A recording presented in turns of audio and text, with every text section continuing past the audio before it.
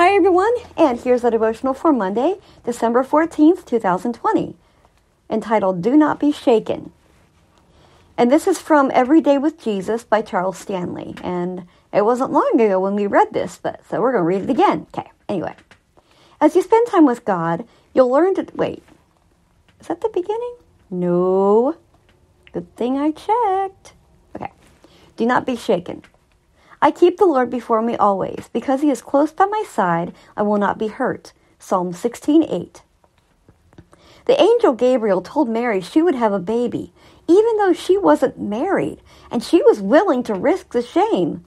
Paul was beaten and thrown in prison, but he wouldn't stop teaching about Jesus.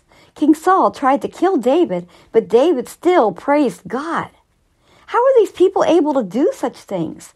Because they trusted God completely, and they knew his love for them would never change or end. God's presence with them helped them stay faithful, even when times got very hard. As you spend time with God, you'll learn to trust him completely too. When you understand he uses his mighty power to help you, you won't be afraid. When you understand his love never ends, you'll find the strength to keep going. And when you see he takes care of you, no matter what, then your faith will not be shaken. Father, help me to keep learning more and more about you so that my faith will not be shaken. Amen. Today with Jesus. Read about Mary's great faith in Luke 1:38. And I like that because this lesson is so right on with what God showed me 22 years ago, actually. Some of you may or may not remember this, but I was asked to be Mary at a live nativity scene from my old church. And, at that time, anytime anybody asked me to do anything for the Lord, I'm like, yeah, let's do it. But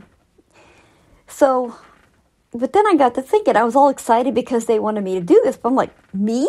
Be Mary? Yeah, right, and Mary didn't say that. Mary was like, be it unto me according to your word.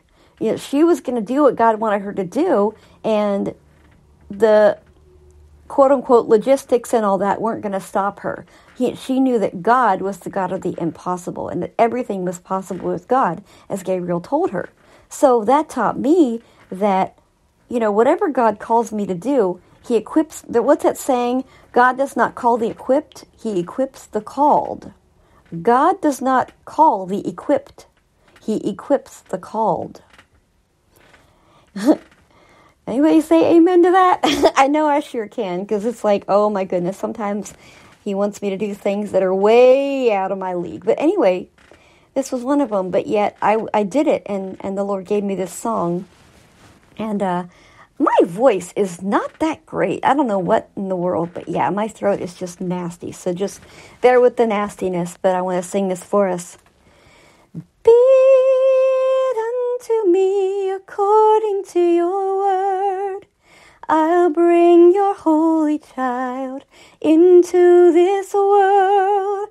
Satan will lose his power and death lose its sting. I say yes to your holy word. Be it unto me.